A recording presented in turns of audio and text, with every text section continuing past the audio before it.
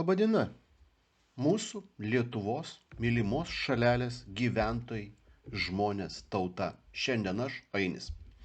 Po paskutinės laidos ir gal laidų ciklo pajaučiau, kad iš tikrųjų žmonės pradėjo matyti labai gilius vandenis, kuriuos transliuoju, kuriais noriu parodyti, kad Lietuva ir šiandienai mūsų tauta ant išlikimo ribos. Ir kas įdomiausia, kad priklauso nuo mūsų ir nuo mūsų dar valstybinių trupinių. Ir pirma, aišku, kaip visą laiką dėkingumo frazė yra apie tai, kad ačiū, kas remia. Ir tie žmonės, kaip sakyti, Rolkis, Irutė, Gytautas, Gytis, Renaldas ir viena tokia labai įdomi moteris, Vera.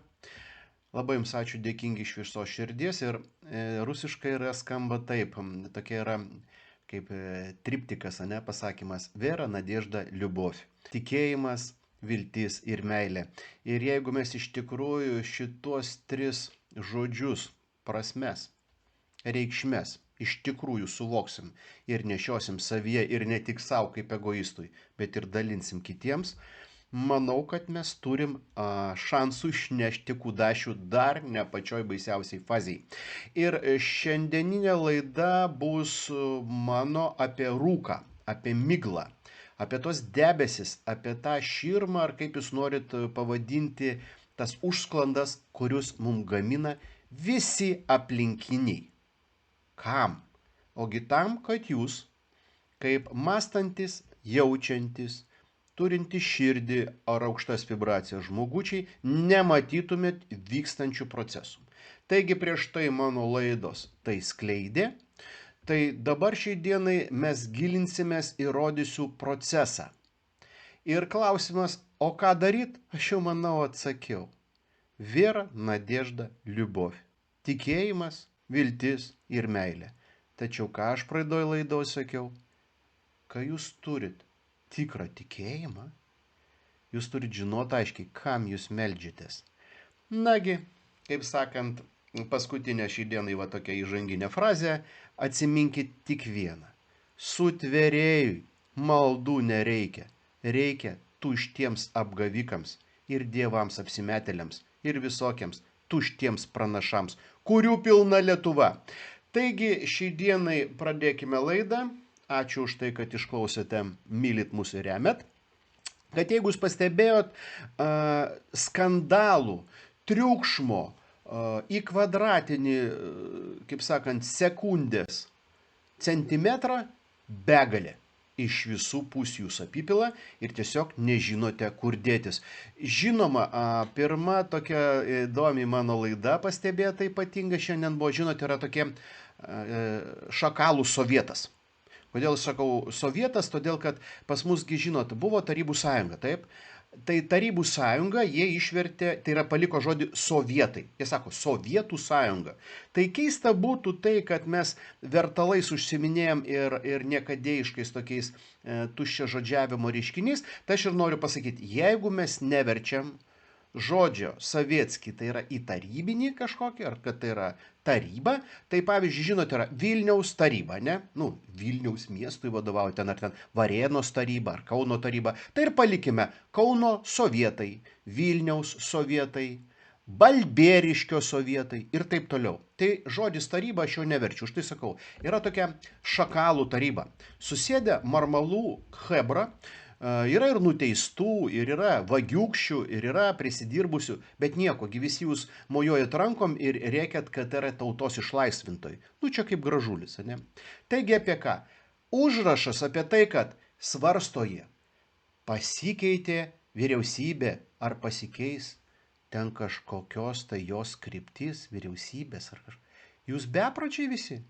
Mes esam vergų kolonijos statuse. Kur jūs norit, kad kažką vienokia ar vyriausybė ar kitokia kažką pakeistų? Tai yra menedžerių rinkiniai, kur viršvalstybinis valdymas žongliruodamas kaip zuikučiais iš rankovės, mums jos pastoviai keičia. Tarp kitko, jūs nesusimastėt apie vieną tokį momentą, kad šiai dienai Seimas jau seniai turėtų gulėti pliaže ir būti atostogose. O kogi jie taip lūša? Agi vyriausybę reikia keisti. A kam reikėjo keisti? Ogi tam, kad tie įstatymai, tie vyriausybės nutarimai, poįstatyminiai aktai, kurie ruošiami, yra nusikalstami prieš valstybę ir žmonės, ir tautą. Tačiau tam, kad jūs negalėtumėt niekada susivokti, kas juos priėmė, kas juos pasirašė, kas juos protegavo, kas juos lobavo, jie ištisai keičiami.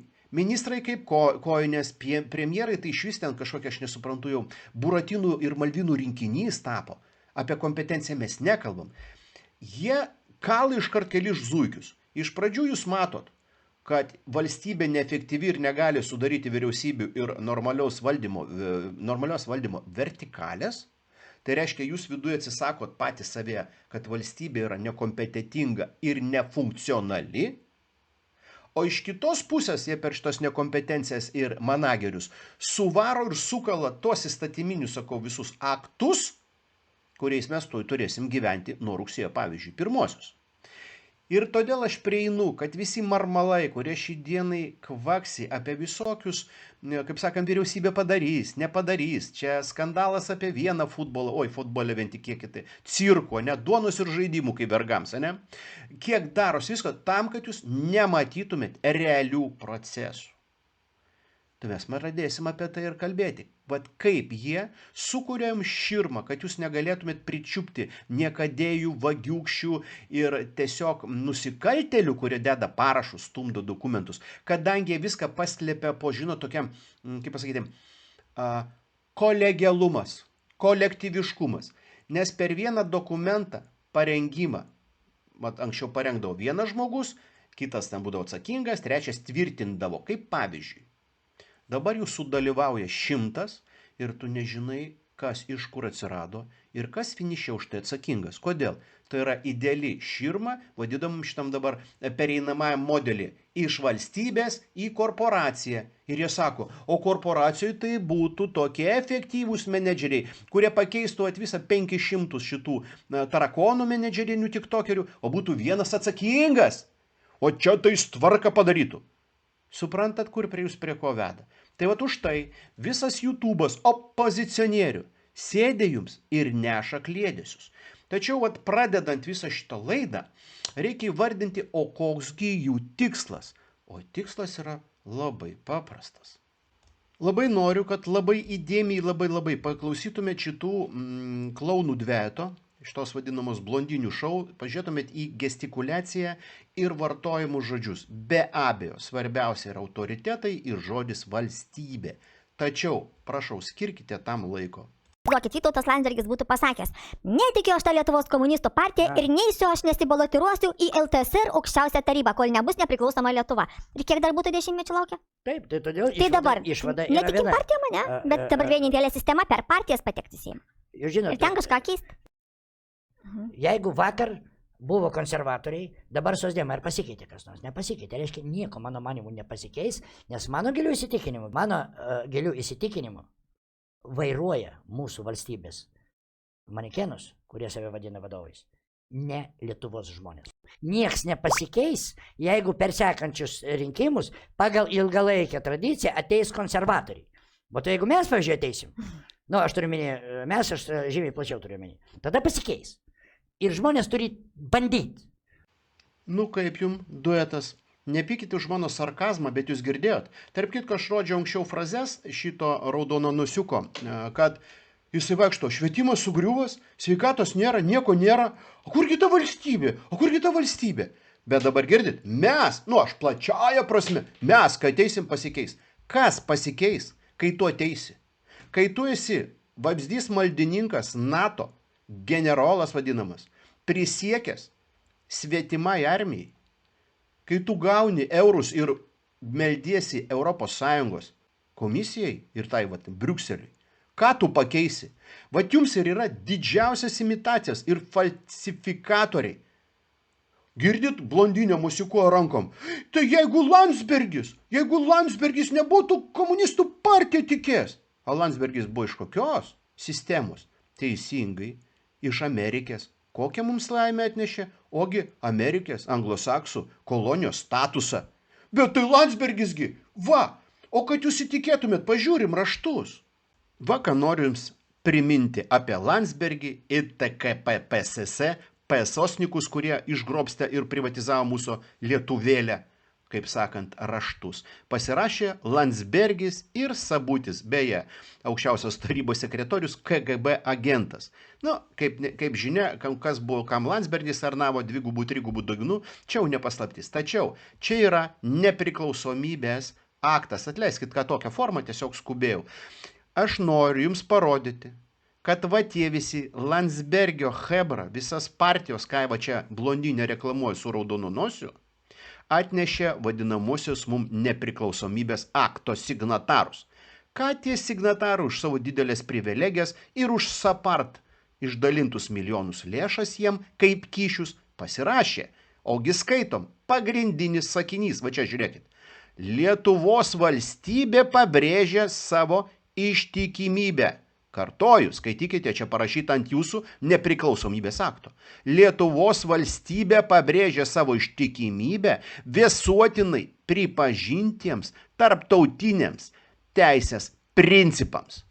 Ar jums dar, kaip sakant, reikia, pakomentuoti, kai valstybės atkūrimas, mes kūrėm pamatą ir jie sako, ne, konstitucija ten visą kitą, jie ten sumarmaliavo, be su konstitucija, tai ten įstabu, kai jie vieną atmetė TSRS, kitą 18 priėmė, vėl atmetė ir tarp kitko. Mūsų tuo metu realiai valstybės socialinės sutarties tarp žmonių ir valdžios nebuvo. Už tai jie prakiša šitą jums marmalinę.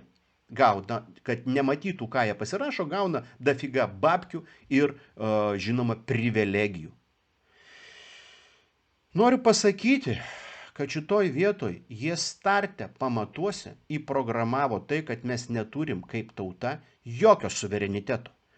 O šitie raudononosiai su blondiniam daro šou, kad jūs partijom turit pasitikėti. Ir kaip ten galė sakė, tauta turi bandyti. Jūs bandėt su prisikėlėliais visokiais slavoniniais, atsimenat, Valkom Pulimečiucam. Kiek jūs dar bandėt? Visokių naujųjų sąjungų buvom Paulauskiai privedę. Va Nemuno aušro. Kiek jūs dar norit pabandyti? Rinkit raudononosiukų partiją su blondinė priešaky. Taigi, kai praeitą sykį rodžiau, kad jūsų opozicinės TV visos yra kontroliuojamos už jūrų marių, kaip ten Mi6 ir kiti, tai šita raudonosiukų šaika yra kontroliuojama Gavsburgo fondų.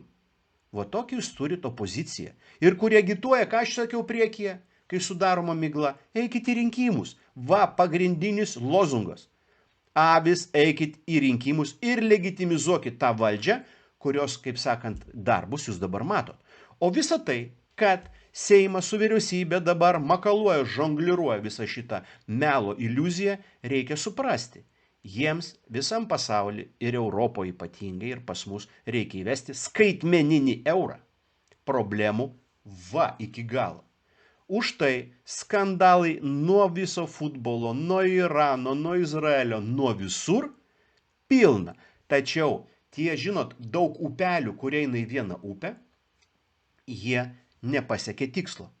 Ir problemos visur atsiranda tokias, kad opana. Ir tauta yra dar ir žmonės pakankamai blaivus ir ne iki galo užzombinti. Dar pakankamas kiekis yra mąstančių ir galinčių, kartoju, vienas su kitu komunikuoti, kalbėtis ir perduoti, kaip pasakyti, teisingas žinias. Kiek aš galiu jums tų žinių, teikiu iš viso, kaip sakant, iš visų išgaliu ir sakau, už tai ir iki galo eisim. Taigi, šį dienai.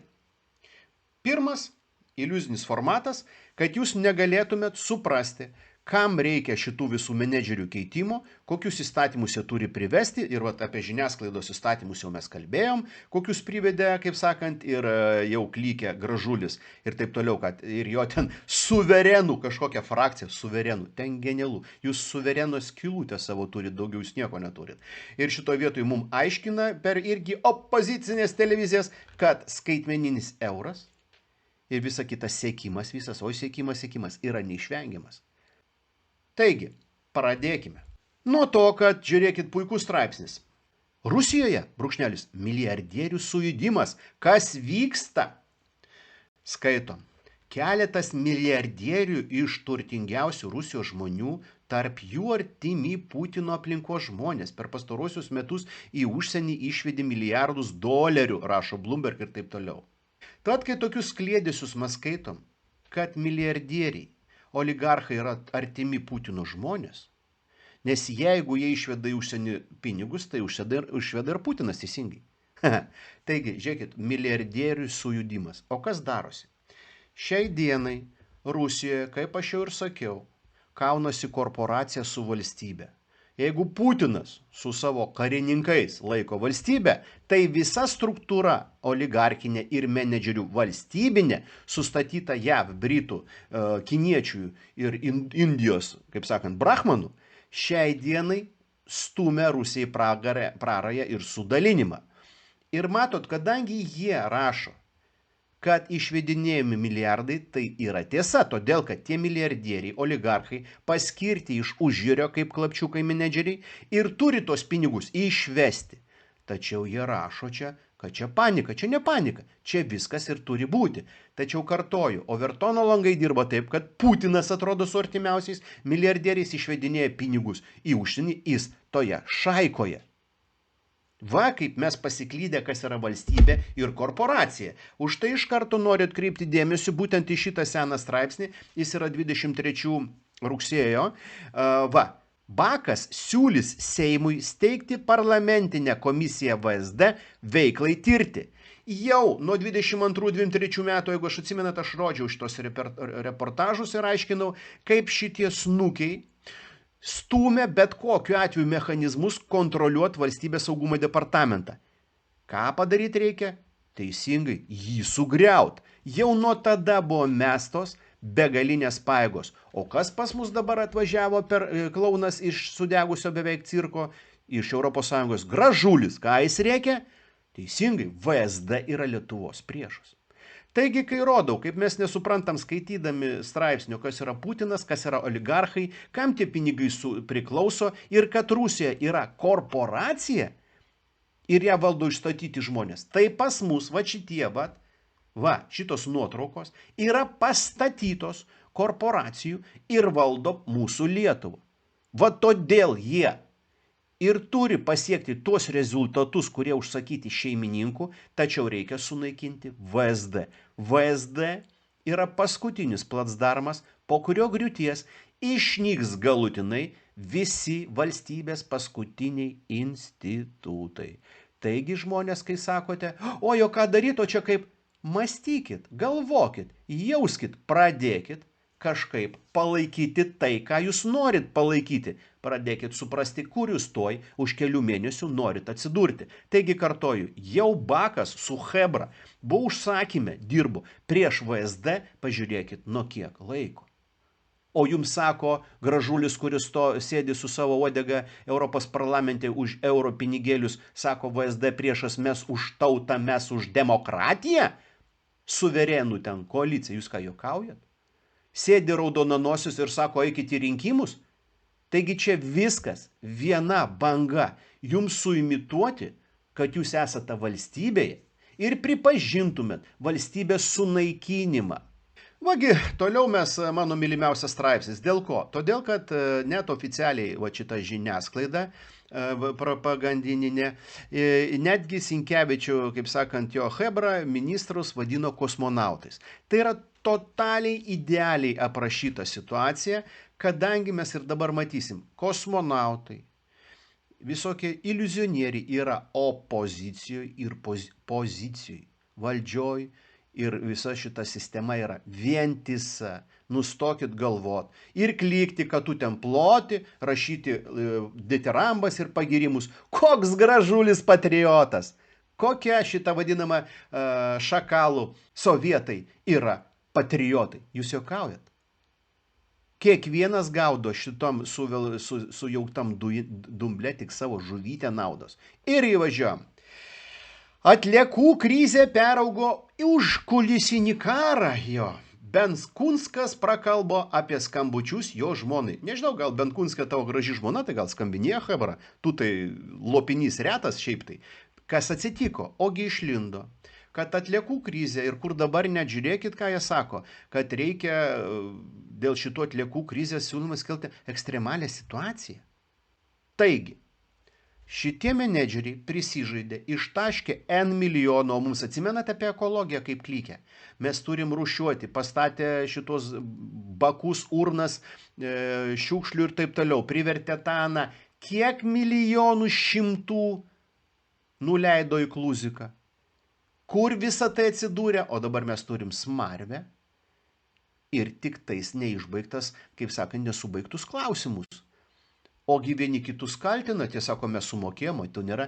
Esmė tai, kad šiai dienai, kodėl aš ir aiškinu, kad migla yra tam sujaukta, kad jūs nematytumėt, kad Lietuvoje, Europoje ir visam pasaulyje mus privedinėja per skaitmeninių pinigų, kadangi jie yra vienintelė nuožmi su dirbtiniu intelektu pasitelkus kontrolės, diktatūra ir totalitarizmas. Už tai ir sakau, kad šį dienai Gražulis Klykia ir visi kiti, nešdami vėliavą, kad ateina skaitmena ir sekimas. Ir taip bus. Tačiau šitas epizodas su ekstremaliom situacijom, krizėm, neišbaigtais darbais, nedastatytom gamyklom, nuplautom šaibom rodo, kad pagal visus palaiko parametrus jau turėjo būti skaitmena ir diktatūra ir čia nuožmus, kaip sakant, cenzūra ir policijos priežiūra, kad mes net nepip negalėtumėm padaryti.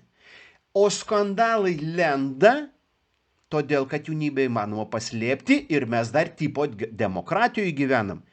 Ir viso šito nuplautų begalės jūra pinigų skandalai lenda. Mes matom, kad jie nebesukontroliuoja situacijos. Mes jau nuo pernai metų turėjom diktatūriniai skaitmenoj dirbtinio intelekto konslagerį gyventi. Tačiau kartoju, išlikę tam tikri dar mūsų institutai, ne tik Lietuvoje, bet ir Europoje ir Rusijoje, leidžia mums dar pakol kas čia egzistuoti ir kvėpuoti. Taigi šitoj vietoj juokingiausias bajeris yra su tom pragariškom sankcijom, kur va šitas jau, kaip sakant, pakasta žmogysta mums klykiai rėkia.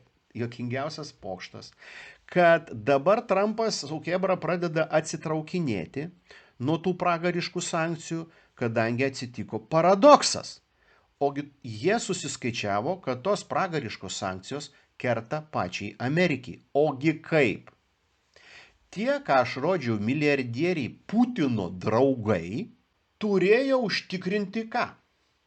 Ogi dujų naftos tiekimą į Ameriką. Amerika perrašo dokumentus, staiga iš Rusijos totalitarizmo, taip sakant, molekulių paverčia laisvės molekulėmis ir parduoda visiems kitiem. Ta pati darė Indija ir va taip. Suprantat? Indija ir JAV yra pagrindiniai beneficiarai šitų perpardavimo mechanizmų. Kodėl Amerikai dar leista buvo egzistuoti ant šitų milžiniškų srautų ir perpardavinėti ir užsidedinėti savo pyragėlius? Todėl, kad Amerika jau turėjo irgi būti sugriuvusi ir būti pilietiniam kare. Va tą, ką aš rodžiau apie Benkunską ir čia Hebra, kuri nedadaro darbų, begalės tokių projektų Lietuvoje beje. Ir apie stiklo perdirbimo gamyklas, tai tik kur nepaliesi, nieko už pinigėlius valstybinius, kas turėjo būti ateities ekologiniai bajeriai, nėra. Yra pas mus tik tais Pagiriuose, kur ten naujoje akmeniai pastatytų kenksmingų privačių gamyklų, kur nuodė mūsų žmonės ir vėžį mums gamina. Tokių gamyklų taip yra. Čia privatus verslas, korporacinis. Ir mūsų reikia nuodyti. Taigi nenukrypstų. Visa tai, ką turėjo pastatyti neva valstybei ir ekologijai, pinigai nuplauti. Lygiai tokie pat pinigai yra plaunami ir skiriami mūsų verslui, kuris tipo už Ukrainą. Tie pinigai apsisuka ratu ir dingsta iš Lietuvos. Viską jūs suprantat. Ir nuo smulkių trupinėlių mes priėjom prie tai, kad Jungtinės Amerikos valstybės jau turėjo būti praktiškai chaose. Tačiau tam, kad to nebūtų, jiem reikėjo milžiniškų resursų. Už tai, o tie milijardieriai, tos gamyklos iš Rusijos tiekė naftą dujas per JAV ir pirko Europą. Tačiau prasidarė bairis, kad dabar jie skaičiuoja ir pragaro sankcijos pradeda nebedirbti, nes 40% šoktelėjo dizelino kaina JAV ir pasiekė jau virš 5, kaip sakant, dolerių už barelį. O kodėl taip atsitiko? O todėl, kad Putinas sugebėjo uždaryti šitos naftos eksportą. Ir nėra kažkaip milijonieriams ir oligarchams užtikrinti tiekimų. Ir staiga atsiliepia JAV. Ką daryti Trumpui? Kad šitą reikia gesinti problematiką, reikia sukurti dar naują skandalą. Ir Trumpas daro šou. Pas mus, aišku, yra krūva sektų, kurios bando parodyti kaip didžiulis Trumpo pasiekimas. Pasakysiu taip, tai yra didžiausias Trumpo kaip menedžerio, didžiausia gėda. Ir tai, ką jie pradeda dabar kvestionuoti, kaip žongliruoti aveliams kvailoms, tai rodo, kad kokioje desperacijoje yra. Po rimtų Trumpo kaltinimų griežtas Kinijos atsakas. Ogi kasgi atsitiko? Čia labai sektos tam tikros, kaip sakant, ropliagyvių labai narsto šitą temą ir sako, nugi mesgi ir sakėm, kad Kinija kišosi į JAF rinkimus. Palaukit, stop. Tai Kinija kišosi? Bylos buvo. Ar Rusija kišosi? Aš jau dabar pasimetu.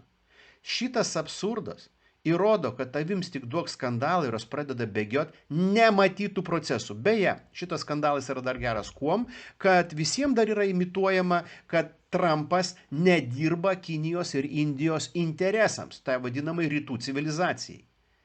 Ką mes jau kalbėjom ne vieną kartą. Čia rodomas didžiulis konfliktas tarp Kinijos. Tarp, kad iliuzija ir šou tęsiasi rūkas prieš jūsų akis. Tačiau bairiai tik prasideda, kad šito prisidengti, nes mes neva gyvenam demokratijoje ir laisvėje, nes jūsgi žinot, kaip yra pasakyta, kad vergas turi būti vergu, turi būti laimingas, nes jis nežino, kad jisai vergas. Tai va čia rodo mus, kad mes tipo laisvėje ir demokratijoje. Trumpas su Kinija kertasi, nes Kinija kertasi, kišasi į Trumpo rinkimus. Idiotija aukščiausio lygo, bet avis ir visokie ropliai tiki. Taigi žiūrėkim kitą straipsnį. Mercas kreipėsi į Magą. Maga aš tikriausiai, tai va čia kaip taip tik apie Trumpą dabar kalbama. Ogi žiūrėkite, iš tikrųjų ir ką jisgi kreipėsi Mercas? Šalin rankas nuo rinkimų Europoje. Palaukit, žiūrėkit, čia pas mus žodžio laisvė, religija, rimtai. Ar pas mus religijos laisvė yra? Pažiūrėkit, kas Europoje darosi, kokie smurtai, išprievartavimai iš radikalų pusės. Žodžio laisvė, kaip priminėjo, ką Gražulis sakė, skaitmenos visokios cenzūros. Čia žodžio laisvė, tai čia yra tokia Europos jau mūsų, kaip sakant, forma, tai mes jau diktatūroje gyvenam. Tai viskas, ačiū. Kartoju, tam, kad tai įsigalėtų, Lietuvoje reikia sugriauti VSD. Jau jūs pasižiūrėkit nors kiek biškį įdėmiau į tai. Taigi žiūrėkit, Trumpas rėkia, kad kišasi Kinija. Mercas rėkia, kad JAV kišasi į Europą. Palaukit, jeigu mes vienas kitur kišamės, tai mes gal seksualinį, kaip sakant, trikampiuką suorganizuokit. Vokietija, Kinija ir JAV ir imituokime šitą politinį šou. Čiagi bus pagal vokiečių stilių, grupavūcha. Suvokėt ar ne? Klaunadagi. Kam? Kad visi tikėtų, kad kažkas kišasi. Ir čia ne dėl to, kad visi šitie nuotraukos priveda mus prie šito absurdo ir karo paremti Ukrainą. Ne, čia kažkas kišasi. Žinoma ir paraleliniai straipsniai. Kad mažos valstybės neliktų antroje eilėje dvitaškis. ES bręsta svarbus pokyčiai. A kokiegi brangiai pokyčiai bręsta? Jeigu jūs paskaitytumėt šitą straipsnį, tai yra bręsta institucinės pertvarkos. Tai yra, kad šiai dienai jie visą kelią įgaliojimus į Briuselį. O imituoja, kad tai yra už mažas valstybės. Kiek mūsų kalbai pagerėjo? Kiek pas mus privesta įstatymų šeimos griovimui, verslui, palūkanos, visa kita. Čia mes neturime likti antroje eilėje, da mes nurašyti į karą. Ir kad mūsų šitas nurašymas, ką daro mūsų menedžeriai, nematytumėm, jums prašau, apie rinkimus, raudonanosiai, blondinės, Trumpas, Mercas, Vat į rinkimus, rinkimai svarbiausia, transformuoti, reikia pokyčių, reikia dar naujų reformų. Reformų ant reformų. Nu, ištisai seksualinis reiškinys. Ir šitas seksualinis reiškinys labiausiai atsispindi tokioj, nu, kaip pasakyti, čia net ne korporacija, čia dabar yra smėlio dėžė, kur pilsto vieni kitiems į akis smėlį, bando dar išlaikyti karą prieš Rusijos, plauna pinigėlius ir jeigu jūs pastebėjot, vėlgi keičiasi menedžeriai ant menedžerių. Bet kur yra šokas, paklausykit. Утвердили весь Кабмин, кроме ключевых его членов, глав МИД и Минобороны. Голосование отложено аж до 18 августа. По слухам, потенциальный сменщик Федорова, министр внутренних дел Клименко, от должности отказался. Перетасовка уже пошла не по плану. Реакция Европы для Зеленского самый болезненный вопрос, а она не заставила себя ждать. Еврокомиссар по обороне, мягко говоря, в шоке. Мы очень тесно сотрудничали и до сих пор сотрудничаем с Михаилом Федоровым. Мое личное мнение, это ставит вопрос, почему такого человека заменяют. Čia yra toks juokelis, tobulos imitacijos vadimos valstybės, kai šita teritorija vadinama Ukraina, neturi nei konstitucijos, nebegalioja. Šitas vadinamas Rada, ane, Seimas tipo, ane. Jis nelegitimus. Jie neturi prezidento, bet jie jums imituoja valstybę. Čia yra tiesiog menedžerių keitimas tam, kad reikia sukurti kažkokius procesus. Ir įdomiausia tai, kad palaiko, žinoma, Kubilas, mūsų kosminis, kaip ten, ne, kosmonautai ten rašė apie Sinkevičiaus vyriausybę, tai čia kosmonautos europinių lygių. Jis sako, mesgi dirbam su šito klapčiuku, lik viską tik susidėliom, tik turėtų viskas veikti ir vėl sugriuvo. A kodėl jis panikui? A todėl, kad jis mažas raiktelis, yra aukštesnių viršininkų ir tie keičia taip, kaip jiems reikia. Todėl, kad procesus skubina. A Kubilas sako, palauk, mes irgi turim kažką įvykdyti, kaip mes šeimininkui lyštelsim, jeigu taip gaunasi. Vat suprantat, nuo Latvijos pažiūrėkit, nuo Lietuvos, Rumunijos, kas buvo su rinkimais. Visur. Viskas tas pats. Klausimas, į ką mes remiamės. Ir vat Hebra mūsų, kaip ten aš mėgstu sakyti, šakalų sovietai, visokios opozicijos remia Ukrainą. Ką jie remia? Ką jie remia? Kartuoju, prezidento nėra, konstitucijos nėra. Jokios ten parlamento nėra, kur jūs įsivaizduot, kad tai yra demokratija. Nieko nėra. A jūs tai remiate? Žinot, įdomiausias buvo pokalbis nesinį interviu, kur ten užsienio žurnalistas su Rusija kalbėjo, čia nedetalizuosiu. Jis sako, nu bet jūs suprantat, kokia Rusija agresyvi, jūs mums čia bombarduot, kaip čia duosit mums. O jinai sėdi, sako, papasakokit man nuo 22 metų, kiek Rusijos dronų, raketų, bombų nukrito Europos Sąjungoje. Ar kažkur kitur. Niekiek. Dronai, raketos, lėktuvai, tankai, visi jūsų pagaminti Ukrainoje ir krenta ant Rusijos žemės. Mangi dabar sureplikuos visi šakalai ir taip toliau. Ir medūzos. Rusija agresorė, jinai užpuolė? Rimtai? O jūs pažiūrėkit į Donbasą ir Luganską. Kiek metų provokavo? 10 su viršum žudėt žmonės. Ne, čia šitos nesiskaito. Kaip aš ir sakiau, Volinės skerdykla. Čia nesiskaito 100 000 išpjautų Lenkų ar ten kitų tautybių. Ne. Čia teisingi pjovė. A jūs neteisingi. Va, kur mes gyvenam. Kai tik palaikot Ukrainą, atsiminkit. Lietuvos nebeliks irgi tuoj pat. To, kad jūs mus nešat, šitą bangą krūvina į karą. Aš ir sakau, ar kaip, kur ten ieškokit savo vingių. Tęsiam toliau šitą šou apie kitą šou, kas yra dūmai, užsklandos ir rūkai. Kai jums per skandalus Ukrainoje imituoja, kad ta teritorija yra tipo dar valstybė ir turi prezidentą, kaip ir Lietuva. Kad niekas negalėtų pasakyti, kas pasirašė, ką padarė, kam primesti kažkokias atsakomybės, o būtų košė ir pasakytų, nugi čia debilinė valstybė. Ta valstybė tai kaip samprata, ją reikia nurašyti, nesvarbu ar tai Vokietijoje, Prancūzijoje, Anglijoje, Lietuvoje, Latvijoje, Suomijoje, Ukrainoje, Armenijoje. Valstybė iš principo yra blogis, matot, kad jūs nieko negalite daryti, o vat mes tai dabar padarysim. Tik vienas niuansas. Reikia Rusiją nugalėti, reikia Putiną kažkaip tenais, aišku, kaip ten sako, 16 Putinų ten guli šaldytuvuose, ten irgi vėlgi yra tokių legendinių personažų sektų. Nu. Vat Putiną reikia tik nuverst. Jo, Haidi, kaip neišeina, ne? Laiko trūksta, skaitmeną jau reikia įvesti. Kad jūs gyventumėte iliuzijai, kad jūs demokratijoje ir kažkur tai ten kažkokį žodžio laisvę turit, va jums straipsnis. Mes stovime ir stovėsime. Ukrainoje didžiausi protestai. Nu, vat, kur aš dabar rodžiau ką tik. Jums reportažą apie tai, kad nuėmė tos ministrus, ten ypač kažkokį tai. Ir jaunimas su kartonkė, pažiūrėkit, laimingi visi, išbėgę per visus miestus protestuoja. Šitų protestų nieks negali įvykti, jeigu tik kažkas pirstels iš normalių žmonių.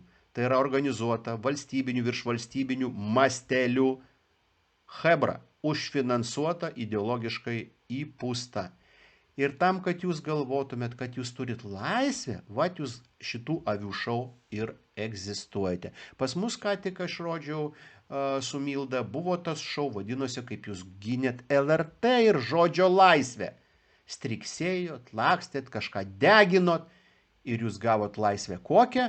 Va ką tik gavote cenzūros įstatymą, šokinėtojai laisvės. Va kaip jums Overtono langai dirba. Norite vieną, gaukite kitą. Už tai blondinė sako, eikite ir tikėkite partijomis. Bet tik tais raudononusiukas pataiso. Jūs už juos nebalsuokite, jūs balsuokite už jūs, nes turite žodžio laisvę. Žinot, tikrai žodžio laisvę.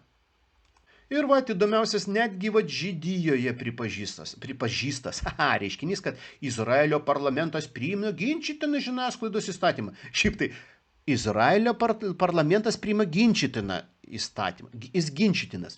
Tai, kad yra absoliučios cenzūros įstatymas, kaip ir Europos Sąjunga, kaip įdomiai vienodai juda, pastebėjot. Ir Lietuvoj. Bet čia tik tais ginčytinas, o pas mus totalitari cenzūra. Nu.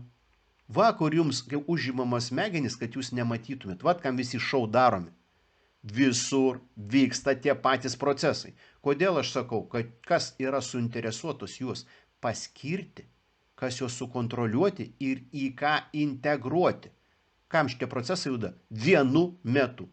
Europos Sąjunga, pavyzdžiui, Lietuva ir Izraelis. Nu, va, akivaizdžiai. Tam, kad jūs įtikėtumėt, kad, kaip pasakyti, kad šou tikras, žiūrėkit, JAV kariai ir tarptautinis baudžiamasis teismas. Tokia dilema kyla Lietuvai. A kokia dilema kyla Lietuvai? Tengi tarptautinis tas teismas baudžiamasis, kur išrašė Putinui arešto orderį. Taip, visi pripažįsta, visi galioja, tik niekada niekur nesuima. Net Aliaskoje, jungtinių teritorijų buvo Putinas ir niekas kažkodėl nesuėmė. Amerikagi nepripažįsta teismo šito baudžiamojo statuso. Už tai Trumpas pasakė. Jeigu paliesit mūsų karius ar žmonės, kurie man, ta prasme, iš Amerikos, mes šitą tarptautinį baudžiamąjį teismą tiesiog išnešiosim ir ten nepaliksim šapelio ant šapelio. Lietuvai automatiškai yra dilema. Tai kągi palaikyti Ameriką, kuri yra prieš tarptautinį baudžiamąjį šitą teismą? Bet jeigu palaikai Ameriką, reiškia pasakai, kad jisai neefektyvus ir nepripažintas tam. Jeigu mes jo nepripažįstam, reiškia pripažįstam, kad Putino arešto orderis yra nelegitimus. Bet mes pripažįstam, kad Putiną reikia suimti. Tam pas mus ant savivaldybės Vilniaus, pasižiūrėkit. Putinė, mes tavęs laukam Gagoje. Skelbimas ant savivaldybės. Bet Kunskas jį ten perdažė, kad geriau atrodytų. Suprantat, kokiam absurde mes atsidūrėme? Ir tam, kad tai iš tikrųjų atrodytų, kad dar veikia tai, žiūrėkit, New Yorko meras sako, svarstantis Netanyahu sulaikomo galimybę per Jungtinių tautų viršūnių susitikimą. Čia va beje indusas, New Yorkas, meras, obalio, indusas. Jam reikia atžaisti šeimininko partiją, kadangi sugriauti tarptautinio baudžiamojo teismo kompetencijas ir institutą reikia seniai, Trumpas tai padėjo daryti, jis nepripažįsta, jo nieks nepripažįsta, jo nėra. Tačiau šeimininkui dar šitas institutas brahmanų, visiems šitiem vektoriui reikalingas. Už tai šitas klaunas sako, mes dar svarstom, kad žiūrėkit, mes dar suimsim dėl šitą nusikaltimų prieš Palestiną ir žmonės žudytus Netanjahu. Čia daroma širma, cirkas, kad dar tas institutas imitatorius stovėtų, nes tas imitatorius institutas turėjo būti, kaip sakoma, nukreipas valdymo procesuose prieš tuos, kuriuos reikia suimti. Nu, suprantat, fiktyvumas, imitacija, čia nesvarbu, kaip tu tą iliuziją pakreipsi. O ką reikia? Išteisinti. Tai va šitas, bičas, kuris liepė patį didžiausią deimantą iš Anglijos karūnos grąžinti į Indiją, aš rodžiu šitą straipsnį, galite paieškoti, jis yra. Tai suprantat, kam jis dirba? Todėl jisai sako, bando imituoti, kad tas institutas dar veikia. Va kaip veikia širma. Tęsiam toliau. Toj vietoj Lenkija, jausdama procesus, kur mes sakėm intermarium ir kad intermarium susieta su Indija ir Kinija, aš jau rodžiau praeitose laidose, kaip važinėja hebrai ir daro revizijas ir kad rodo, kad tai yra jų teritorija, Lenkija bando iššokinėti iš karo su Ukraina ir įsipiešti į naujo intermarium projekto su Kinija ir Indija kūrimo procesus. O tai yra teisingai babkės. Visas šitas Lenkijos šokinėjimas irgi rodo tai, kad dėl Rusijos proceso, kad jinai nenugalėta ir dar yra ten Putinas, jie eina jau į naują procesą, tačiau senas procesas su Ukraina nepabaigtas. Ir šitoj vietoj mūsų Nausėda, kuris jau, kaip aš jau rodžiau ne vienoj laidoj, yra ruporas, kaip pasakyti, sumonolitinto, kaip to, vektoriaus, sakyčiau, politinio, šeimininko užsakovo, kurio va čia nustojo pas mus žiukai pipsėti, jokie ir visi šitie ir pingviniukai, kad mes turim poziciją, opoziciją ir reikia pasisakyti kažką už ar prieš, dabar visi už, kaip ir už branduolinį ginklą. Čia buvo deklaracija. Nausėda, kad neišleisti dar Lenkijos, taip liepta jam iš karo, makaluojasi visur kaip tas eketėjai ir ištisai klykia tą patį per tą patį. Nausėda turi duomenų apie galimas Rusijos provokacijas. Gauname signalus. Palaukit, aš jums sakiau apie tą interviu. Kai buvo anglų šitam žurnalistui atsakyta, kiek bombų nukrito Rusijos ir dronų mūsų teritorijai, nes visur nukrenta tik ukrainietiški dronai, kaltinti mes galime ir klėdėti bet ką, bet įrodymų tai nėra. O kiek mūsų Europos Sąjungos ir kito pasaulio NATO šalių bombų, tankų, raketų visko nukrito ant Rusijos? Kiek žmonių išžudyta? Ai, tai va, bet Nausėda turi duomenų.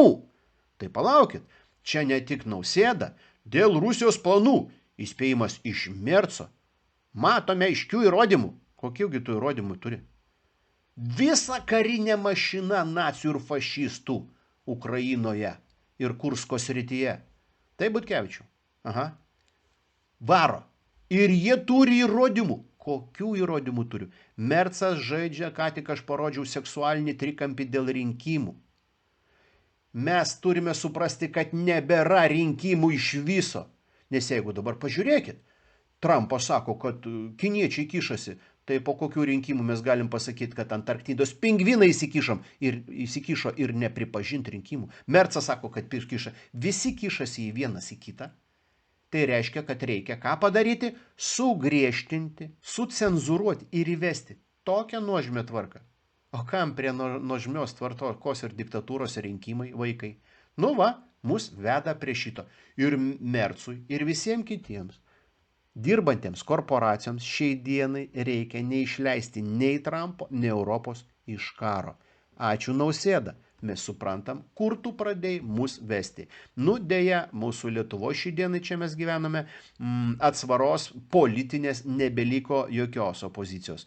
Nu, čia buvo laiko klausimas, tačiau žiūrėsim. Laiko pas juos liko keli mėnesiai. Taigi iš karto, kad Mercas įrodymų turi, mes turime iš karto straipsnį apie tos įrodymus. Kokie ženklai rodo, kad Putinas ruošiasi pulti Europą? Rusijos prezidentui Putinui gali atrodyti, kad artimiausi 2 mėnesiai jau paskutinis šansas pakreipti karo eigą savo naudai. Todėl Kremlius vis atviriau plečia karinį aktyvumą už Ukrainos ribų. Palaukit, jūs nenorit perskaityti dar šito sakinio?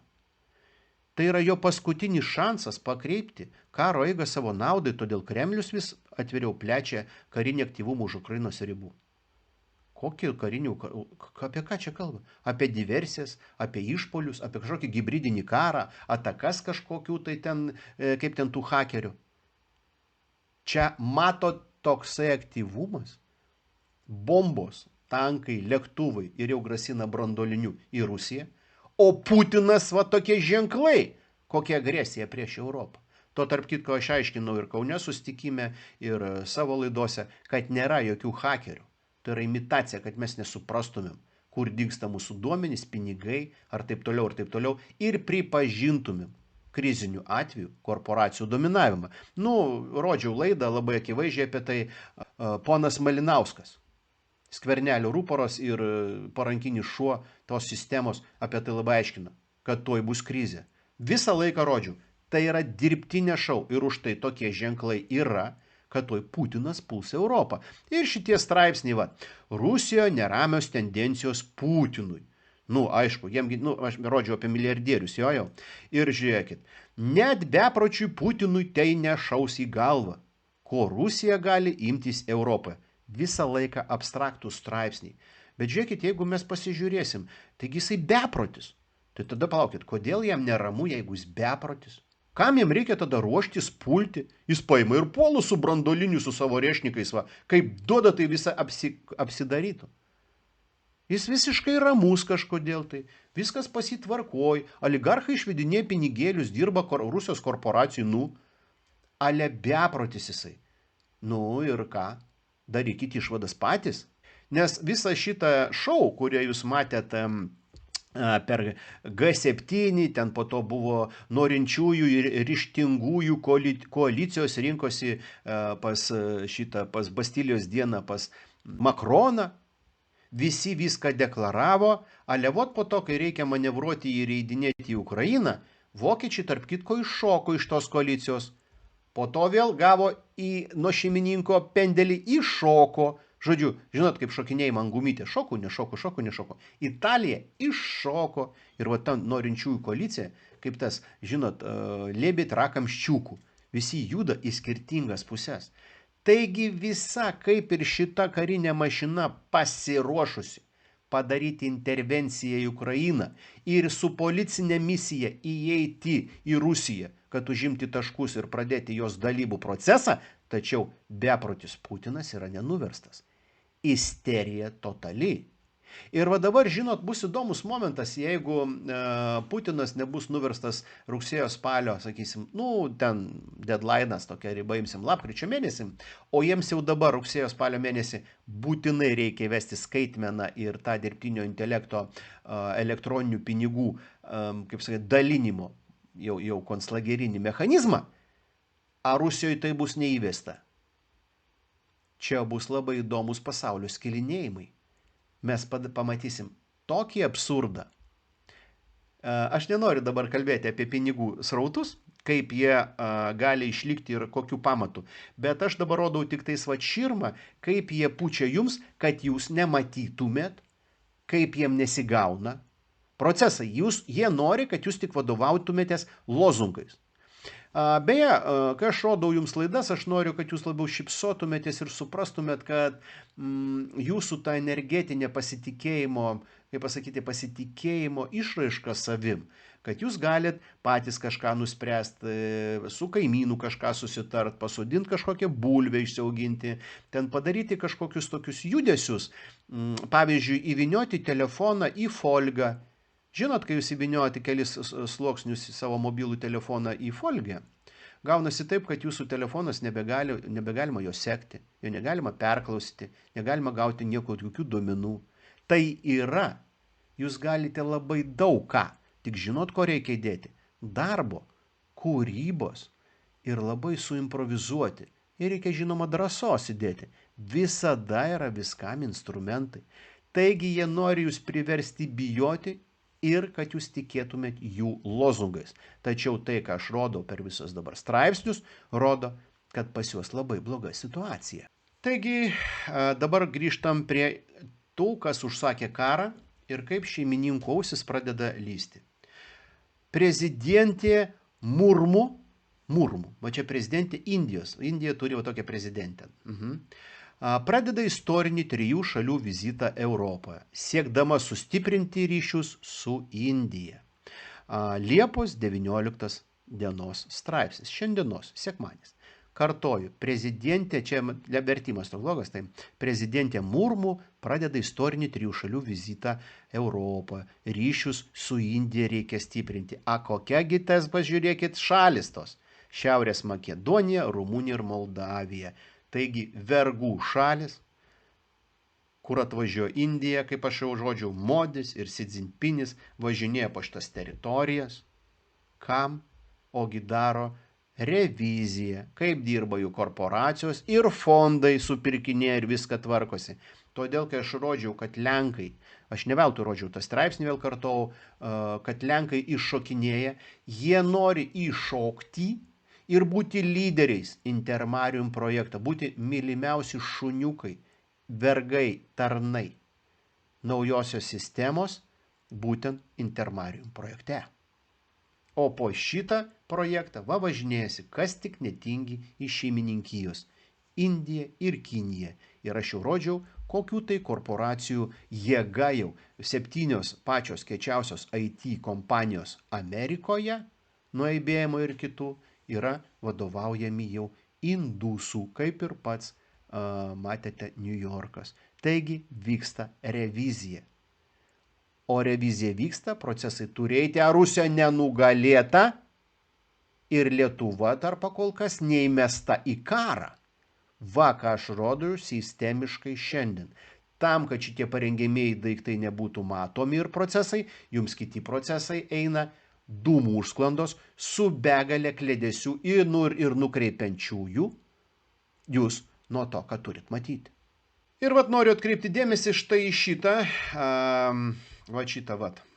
vadinama jinai ambasadorė Sigita Maslauskaitė. Nebijau šito pasakyti, nes jeigu čia yra mūsų veidas Indijoje, tai jūs turite suprasti, kad tu pasižiūri į tai ir supranti, kaip liūdna su intelektu ir kompetencijomis mūsų gražioj šaleliai. Tačiau jeigu jūs paklausytumėte šitos ambasadorės, žiūrėkit užrašas. Lietuva ir Indija, kas bendro? Žinot, aš negaliu pasakyti kledesys, tai yra, kaip sakant, girto ežiuko sapnas, kur kaip bandoma iš kažko išlaužti, kažką pritempti, kažką išmelžti ir kaip tą pelėdą užtempti ant gaublio, aiškinant, kiek mes turim bendračių ir jungčių tarp Indijos. Atsimenat, rodžiau, Būdrio, jau šitų pavilionių, visokių klerkų, jau mums atidarinėjimus Overtono langus, kokia Indija yra gera. Kinija bloga, a Indija gera. Rodžiau, kiek inovacinių technologijų, finansų, kapitalų, kompetencijų keliama iš Kinijos į Indiją. Mes turim suprasti, kad dėl šito proceso, kurios nesigauna įtempti NATO į karą prieš Rusiją galutinai, o jinai negali NATO eiti be Trumpo, Trumpas bėga, kažkokiu būdu iššokinėja, Lietuvos neįvėlė dar į šitą krūviną mėsmalę. Problema ta, kad reikia Rusiją vis tiek nugalėti, o visą šitą, ką aš dabar rodžiau, nukreipiamoji širma yra, kad jūs nematytumėt, kaip Kinija ruošiama karui prieš Rusiją. Rusija šitą, tarp kitko, kam reikia, žino, reikia matyti ženklus ir kaip dirba Xi Jinpingas su Putinu ir tarp kitko Trumpas šitą istoriją puikiai nusimano, žino, tik tais galvojo, kaip išnešti savo odegą. Taigi, mes matom dabar per šitos vėlgi Overtono langų atidarinėtojus ir Overtono langų mazgotojus, plovėjus, kaipgi mums visi bando įrodyti, kad Lietuva ir Indija yra bendratis. Tai rodoma, kad yra šeimininkas naujas. Beje, žinot, pastebėjot vieną momentą, kad Lietuvoje, visam Pabaltyje, vien tik visur angliški užrašai. Tarp kitko, Rusijoje viskas tas pats, Maskvoje vien tik angliškai užrašai. Kodėl? Atsakysiu. O todėl, kad mes kolonija ir turi būti užrašyta viskas šeimininkų kalba. O jeigu jūs dabar pastebėtumėt, kas neseniai buvo oro uostuose, ypač ir ten rimtesniuose logistikos centruose, Maskvoje ir Rusijoje, didesniuose miestuose, visur viskas ir Sibire užrašyta kiniečių kalba. Ką tai reiškia? O tai reiškia, kad į Rusiją ateina pagal jų sampratą naujas šeimininkas Kinija. Tačiau Kinija neateis, todėl kad jinai turi ateiti kartu tandeme su Indijos stumiamu šitą skaitmeną dirbtinio intelekto elektroninių kriptopinigų ir kriptoreligijos mechanizmais. Taigi, per kalbą ir užrašus jūs turit matyti, kaip keičiasi šeimininkai teritorijose. Tuo mes pamatysim, kas šitoj vietoj, kokie užrašai pas mus atsiras Lietuvoje. Pakol kas neatsiranda nei indiški užrašai, nei kinietiški, tik dėl to, kad pagal jų užmačius mūsų pabaltys turi būti iš visų sudegintas kare, o užrašus ir kalba ateis tie, kurie ateis po to, kai mūsų čia nebus. Vat, ambasadorė Sigita Maslauskaitė mums užtempinėja ežiuką ar ten pelėdą ant gaublio, piešia mums naują iliuziją. Taigi ir paraleliai pranešimas. Kinijos prezidentas Xi Jinpingas, dirbtinis intelektas neturi priklausyti vienai valstybei.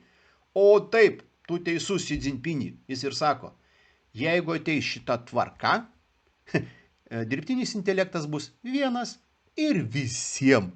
Ir jokių ginčių, kas kam priklauso, nebus. Jis ir kalba, jeigu šito nesustabdysim, reikia mokėti skaityti tarp eilučių.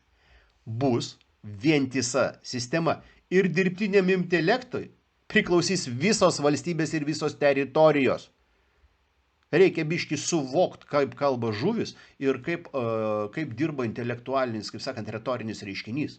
Ir staiga aš darau šuolį, žiūrėkite, Ukrainos dronai atakavo 2 tanklaivius Kaspijos jūros naftotiekio konsorciumo jūri terminale Novorosijske. Kasgi yra tas konsorciumas naftotiekinis ir terminalas? Tai yra Amerikos korporacijos ir kitų korporacijų nuosavybė Kaspijos jūroje. Tačiau Ukrainos dronai atakuoja tanklaivius, pakol kas naftotiekio dar ne. Kam tai daroma? Tai daroma tų tikrųjų šeimininkų užsakymų. Kam?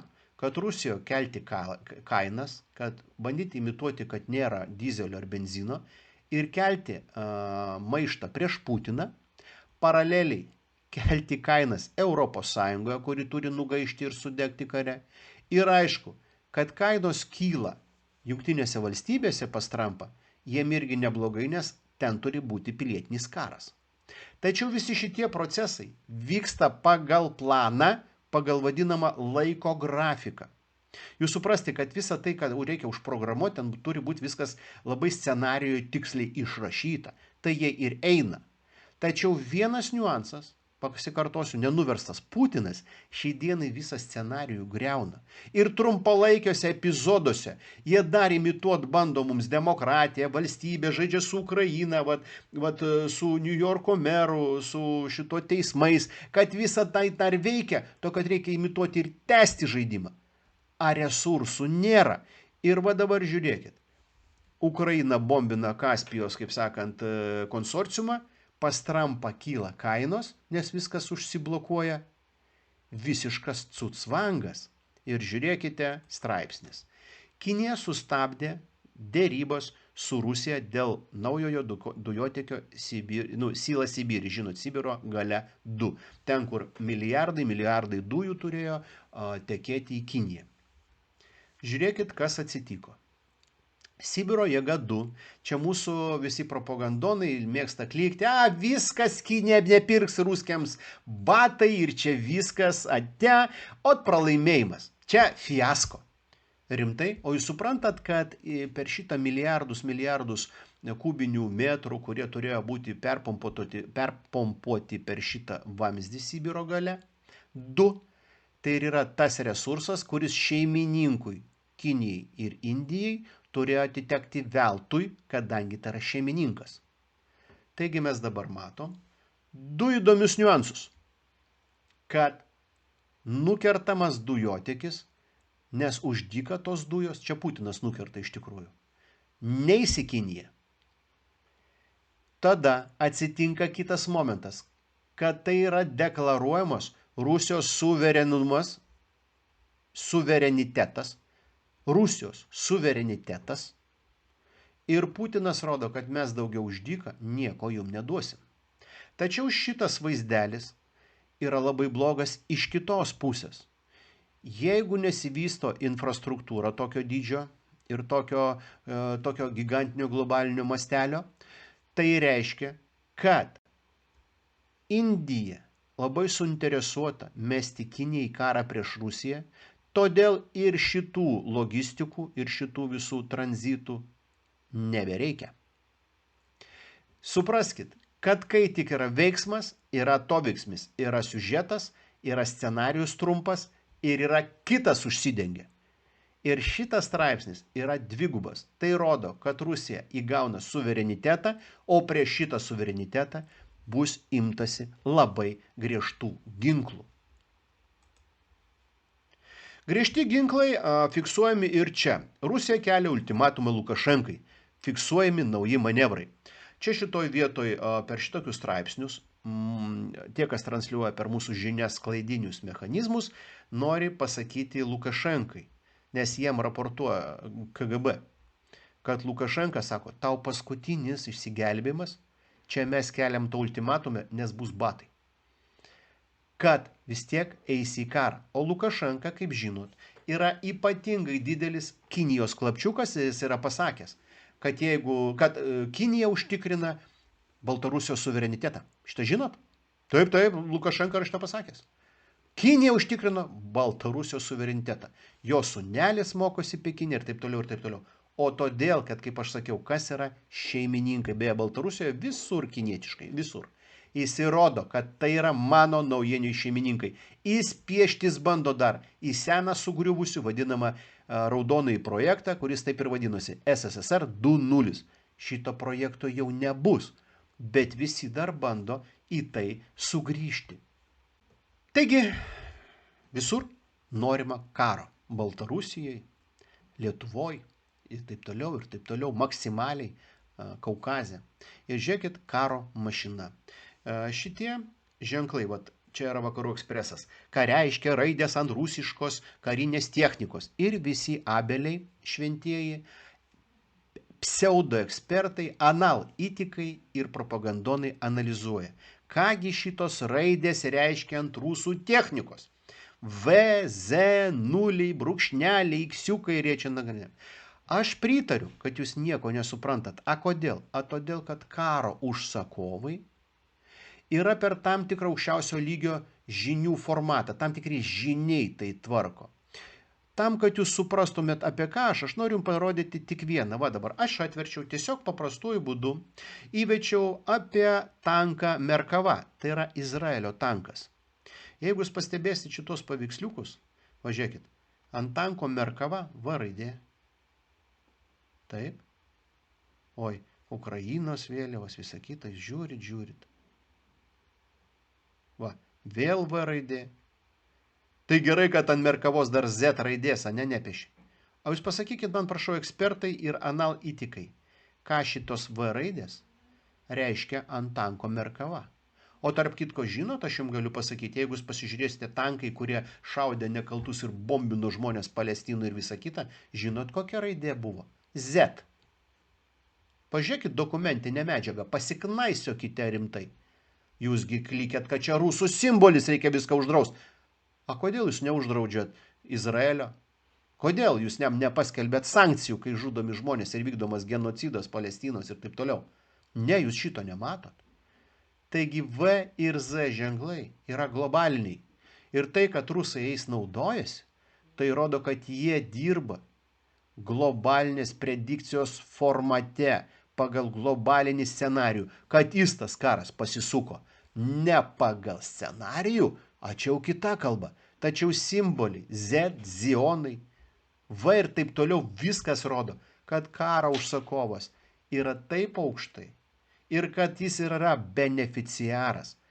Taip, kad pasidomėkit ženklais, kalbėdami apie karą. Ir ką aš dabar jums rodau, aš visą laiką jums rodyt noriu, kad lenda vis labiau ir labiau šeimininko, karo užsakovo ausis. Ir va tam, kad, kaip sakant, jau nevilties šūksniai iš tos žiniasklaidos kampo ir nesuprantančių, kaip sakant, avelių, akelių ir auselių, byrančios replikos. Vyksta absoliuti degradacija. Mokytas pratrūko po naujausių valdžios sprendimų. Vaikai, kogi jūs čia nervuojatės? Pas musgi nėra jokios sveikatos jau praktiškai mūsų aptarnavimo. Mokykla degradavo. Taigi puikiai visi, kiek čia šokinėjo prieš metus ar du, kad ten mus šuniukai mokyklose moko, kaip sakant, vaikučius rašto. Mesgi palaikom Ukrainą, ko jūs norit? Jūs klykėt, kad reikia nugalėti Rusiją, o vat ant finišo rodoma, kad mes mokyklos jau nebeturim. Žinoma, neturim. To, kad viską kur nuleidom. Iš kitos pusės švabinis nuleidimas atidirbo idealiai. Iš mūsų atimtas visas resursas. Intelekto nėra, švietimo nėra, sveikatos apsaugos nėra, nieko nėra. Ir mes įsiveliam į paskutinį, kaip sakant, kryžiaus žygį prieš Rusiją. Kaip jūs manot? Kur mes turim atsidurti? Teisingai, kaip mėsa farše. O mums nereikia jokio mokslo. Mums nereikia jokių pensijų, mums nieko nereikia.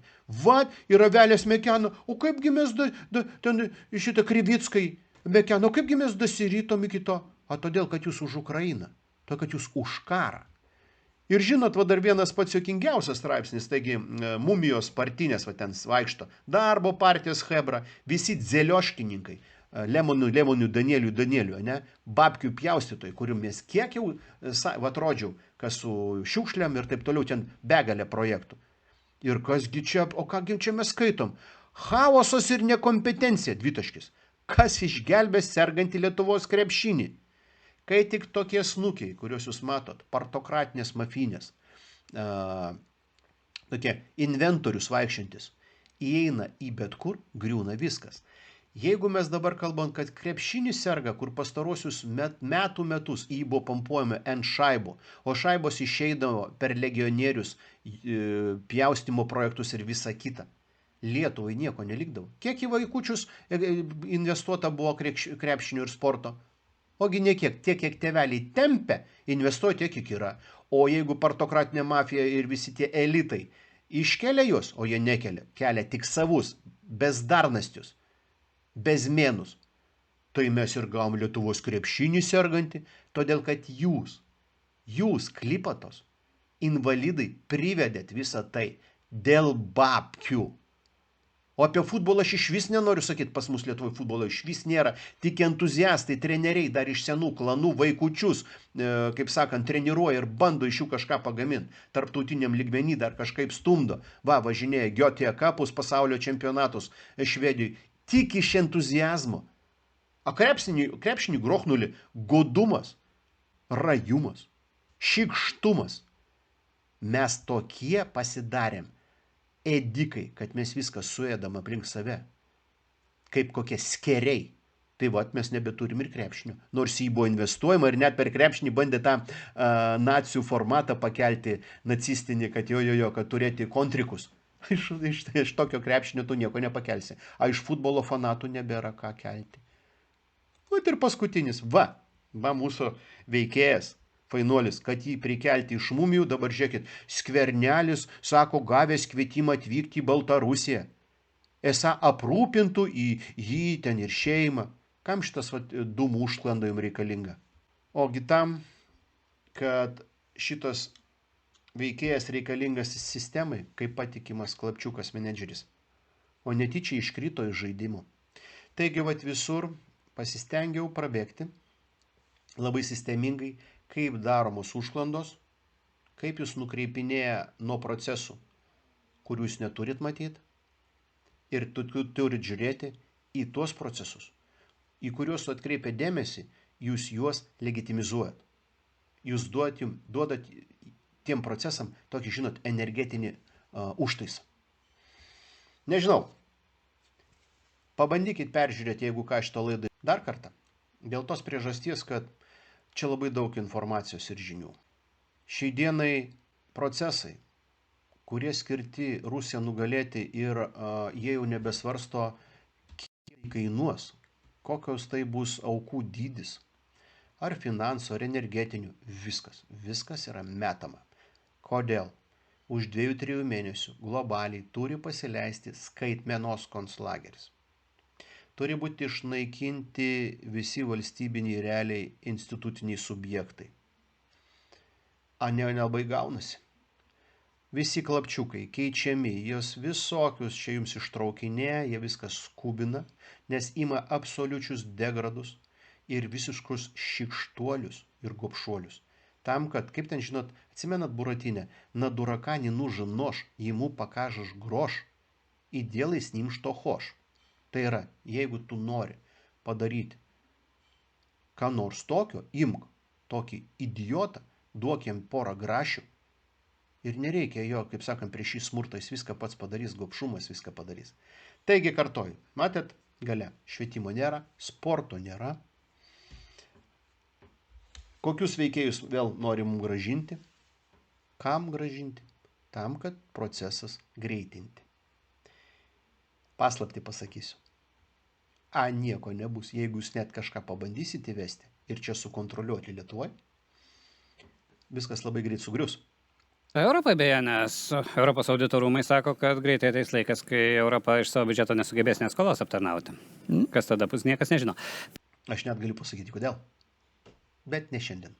Taigi, ačiū, kas remia, ačiū, kas mus myli.